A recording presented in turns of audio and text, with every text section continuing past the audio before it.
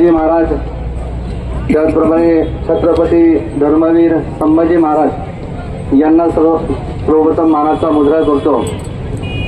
आणि आपल्या या शिवजन्मभूमीमध्ये आपण सर्वजण अतिशय आनंदाच्या वातावरणामध्ये सर्व जिल्हा परिषद गटातील 8 उमेदवारांचे, पंचायत समितीमधल्या 16 उमेदवारांचे या ठिकाणी उमेदवारी अर्ज भरण्यासाठी आपण बहुसंख्येने उपस्थित राहिलात। मी सर्वप्रथम आपल्या सर्वांचे मनापासून या ठिकाणी स्वागत करतो। शिवसेना परिवाराच्या वतीने या ठिकाणी सहर्ष स्वागत करतो। हिंदू हृदय सम्राट सरसेनापती बाळासाहेब ठाकरे यांनाही या ठिकाणी त्यांच्या पवित्र स्मृतीस या ठिकाणी मानवंदना करतो। खरं तर अनेक दिवसापासूनची जी माझी इच्छा होती की शिवसेना परिवाराशी जोडलं जायचं, परंतु काही ना काही कारणाने ती माझी इच्छा या ठिकाणी पूर्ण होत नव्हती। परंतु काल तो सोनियाचा दिवस पुन्हा या ठिकाणी उजाडला आणि माझ्यासारख्या कार्यकर्त्याला पुन्हा एकदा भगवा ध्वज खांद्यावर घेण्याची या ठिकाणी संधी मिळाली। पवित्र असा भगवा ध्वज आणि पवित्र असा शिवधनुष्य हा पुन्हा एकदा या ठिकाणी घेण्यासाठी मला या तालुक्याचे लाडके आमदार, कार्यसम्राट आमदार शरददादा सोनवणेने या ठिकाणी संधी दिली, त्यांचंही मनापासून मी धन्यवाद मानतो। खरं तर सर्वसामान्यांपर्यंत पोहोचलेलं हे लाडके नेतृत्व, सर्वसामान्यांच्यावर जीवाभार प्रेम असणारं हे लाडकं नेतृत्व, तळागाळामध्ये काम करून तळागाळातल्या माणसाला न्याय देण्याचा प्रामाणिक प्रयत्न करणारं हे आमचं लाडकं नेतृत्व आदरणीय शरददादा सोनवणे। आणि म्हणून शरददादांबरोबर काम करण्याची जर संधी मिळाली तर भविष्यामध्ये आता डॉक्टर साहेबांनी सांगितल्याप्रमाणे जो आमचा उदापूर डिंगोरे गट आहे, त्या गटामध्ये आमचा आदिवासी भागामधला आमचा जो काही समाज आहे त्या समाजाला खऱ्या अर्थाने न्याय देता येईल। कारण आजही बघितलं तर डॉक्टर साहेबांनी सांगितल्याप्रमाणे धावशीसारख्या ठिकाणी काल आमच्या डॉक्टर साहेबांच्या सौभाग्यवती सोनियाताईंचा त्या ठिकाणी वाढदिवस होता, परंतु या ठिकाणी मनाचा मोठेपणा दाखवून वाढदिवस त्यांना या ठिकाणी जुन्नरसारख्या ठिकाणी सुद्धा या ठिकाणी साजरा करता आला असता, पण डॉक्टर साहेबांनी आज धावशीसारख्या त्या ठिकाणी ठिकाण निवडलं।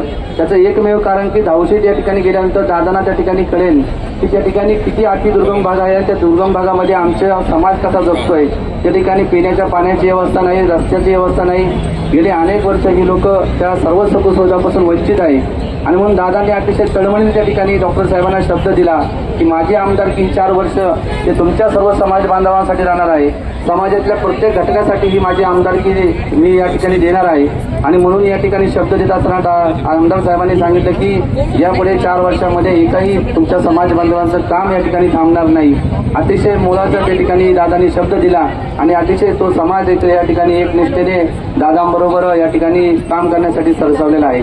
म्हणजे आज एका उदापूर डिंगोरे गटापुरते दादा मर्यादित, तालुक्यापुरते मर्यादित दादा हे आज महाराष्ट्राच्या पटलावर वेगळ्या उद्देशाने आणि वेगळ्याने प्रचंड वाऱ्याच्या वेगाने काम करण्यासाठी सरसावलेले आहे।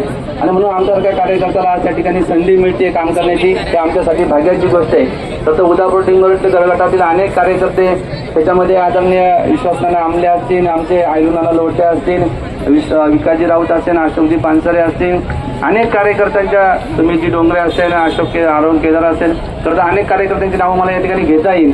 या सर्व कार्यकर्त्यांच्या खरं कृपा आशीर्वादामुळे आणि यांच्या सहकार्यामुळे मला पुन्हा काम करण्याची या ठिकाणी संधी मिळते, हे माझं पुन्हा त्या ठिकाणी भाग्य समजतो।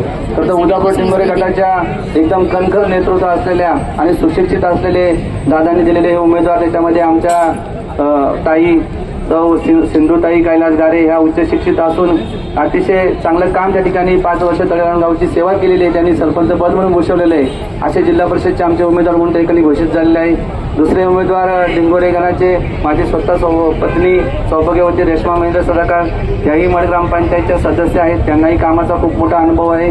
आणि त्यानंतर उदापूर गणाची उमेदवारी पुष्पा संजय मेमाने यांनाही त्या ठिकाणी दिलेली आहे, त्याही उच्च शिक्षित आहेत, त्याही शिक्षिका आहे। म्हणजे दादांनी निवडलेले उमेदवार हे अतिशय चांगले आणि लोकांमध्ये जाऊन काम करणारे आहेत। याचाच आम्हाला आनंद आहे की योग्य व्यक्तीला काम करण्याच्या ठिकाणी संधी दादांच्या माध्यमातून दिलेली आहे आणि त्या संधीचं सोनं करण्यासाठी या ठिकाणी आम्ही भगवा ध्वज आमच्या खांद्यावर पुन्हा एकदा घेतलेला आहे। तो शिवधनुष्य आम्ही नक्कीच पेलवणार आणि शिवधनुष्यच प्रत्येक माणसाच्या मनामध्ये उदापूर डिंगोरे गटामध्ये तो भगवा ध्वज या ठिकाणी फडकवणार आहे। येत्या 5 तारखेला अतिशय मोठ्या मताधिकाने आणि 7 तारखेला विजयाचा गुलाल या ठिकाणी आपल्याला उडवायचा आहे। आणि म्हणून आम्ही जर सर्वजण या ठिकाणी सज्ज झालो आहोत, आपण सर्वजण या ठिकाणी आले आहेत, पुन्हा एकदा आपल्या सर्वांचं मनापासून स्वागत करतो। आणि या ठिकाणी मला बोलण्याची संधी दिल्याबद्दल मी सर्व शिवसैनिकांचं पुन्हा एकदा मनापासून स्वागत करून या ठिकाणी थांबतो। धन्यवाद। आहे.